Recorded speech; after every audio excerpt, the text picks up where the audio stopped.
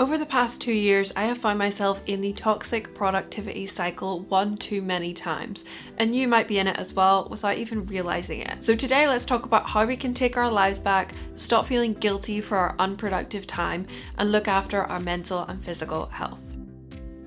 Hi, it's Kelly here, back with another productivity and planning video. If you're new to my channel, welcome. I really encourage you to stick around and join the community by hitting that big red subscribe button down below. So I've talked a lot in my other videos about how to be productive, along with things like how you can plan your time and how you can set yourself up for success, because I genuinely want you to feel the best in yourself and reach your goals. However, what we need to talk about is the point at which this becomes toxic. So today we'll cover what toxic productivity actually is and what you can do if you feel like you're stuck in that cycle, along with some practical tips to help you really create balance in your work life. So if you want to know more, let's jump in. So to put it really simply, toxic productivity is really just the idea that we should be productive all the time. It often leaves you feeling like you've never done enough, and it can very easily lead you down the road of burnout. And this has become a huge issue recently with the rise of what they call hustle culture. So the idea that if you want something, you should be hustling for it 24/7 and you should be going above and beyond every single day. And that then gives people the freedom to judge you or pass remark whenever you are relaxing or looking after yourself. There's also been a massive spike of it with everyone working from home during the pandemic, because there's an idea that you should always be switched on, and it's also a lot harder to create that divide between work and home because you don't have a commute really to break that up, and you have all of your devices sitting in your house ready to use. When I worked from home last year, I constantly felt like my chat was just going off all of the time, and I was checking it every 2 minutes. I was also checking my emails constantly, and I was really finding it difficult to be able to switch off from those things when I was trying to actually get stuff done. I also found myself in the evenings checking my phone, checking my emails, like just not being able to actually create that divide for myself and feeling like I should always be checking them and I should always be productive and looking at those things. You guys might have experienced this too. I don't know if you've ever, kind of been taking a break while you're working from home to make a cup of tea and immediately felt guilty and felt like you should be being productive, or someone sends you a message and asks what you're doing and you feel like you can't say, I'm just taking a quick break because I've been really busy today. You feel like you should still be being productive. But the truth is, we actually can't be productive all the time. It is just not how humans are wired. We're not wired to be constantly switched on 24/7. How do we go about creating a balance that means that we don't get stuck in this toxic productivity cycle? Well, to be honest, I don't think I have it all figured out yet. I don't know if anyone has, but I do have some practical tips for you that may help. So the first thing I recommend doing is writing out a list of your non-negotiables. Now, it doesn't need to be a mile long, but these just need to be a couple of things that you won't sacrifice on. That no matter what, these are things that you need. Don't be afraid at the start of a project to actually tell people about them, and don't be afraid to tell your colleagues about them because they are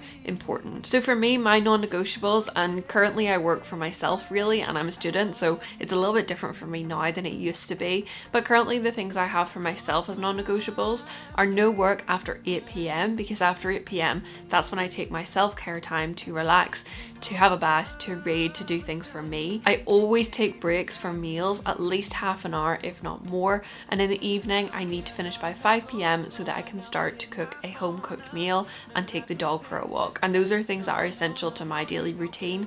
They help me clear my head, they help me stay healthy, and I just love to do them. They're part of my self-care.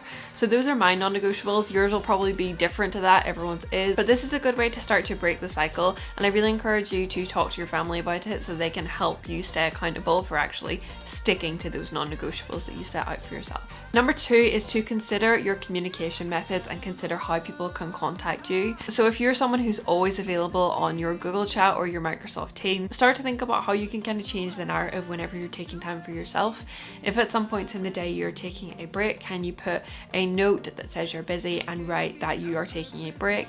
How can you begin to make that the norm so people know that when you're taking a break, that's actually your time and you need that for yourself? If it's your phone, think about how your notifications are set up to best prevent you from becoming too burnt out in this kind of productivity cycle. So for me on my iPhone, I set up a 9 to 5 work schedule, and that basically means that from 9 to 5 only specific apps can give me notifications and only specific people can contact me. This becomes really helpful for number one, helping you be productive while you're actually at work, but number two, helping you have that unproductive time in the evenings, because if you can't see the notifications coming through for things that you will need to do tomorrow, you can't constantly be feeling guilty for not being productive or feeling like you have to go back to your computer and do more to be that above and beyond productive person. And number three is so important, and it's to avoid setting yourself up for failure. I am so guilty of this. It is so easy to do. I will write like 10 things on my to-do list and know fine rightly that I'll only get probably 2 or 3 of them actually done. So what I've done there is I've basically said, this is a list of unachievable things that I hope to get done today. Instead, recently, I'm trying to stick to a couple of things, so 2 things that I want to get done in that day that are going to be my key focus. And that helps me, number one, stay productive and stay on message of the thing that I really want to do. But also it helps prevent me getting to the end of the day and going, oh damn, I should have been more productive, I should have got more done. Well, I'll work in the evening so that I'm more productive and I get all of the to-do list done. This is not healthy and it really doesn't help. So make sure you're setting yourself up for success by setting yourself one goal for the day and one secondary goal that you also want to work towards. Don't set yourself up for failure, or what you'll end up with in most cases is failure. So if you feel like what you've heard in this video is really resonating with you and you feel like you might be stuck within that cycle, the next step I want you to take is to write out your list of non-negotiables. If you feel comfortable to, please share 1 or 2 in the comment section so that anyone who's maybe struggling to come up with what theirs might be can give them a few ideas of things that could be theirs. Then when you write out your next to-do list, I want you to choose one focus for the day and one secondary goal to work towards, and begin to see a change in how you're taking care of yourself and making time for breaks and self-care. If you liked this video, check out this one to help you organize and block out time within your day, and also make sure to subscribe so that you can see all of my future videos. Thank you guys so much for watching, and I will see you all in the next one.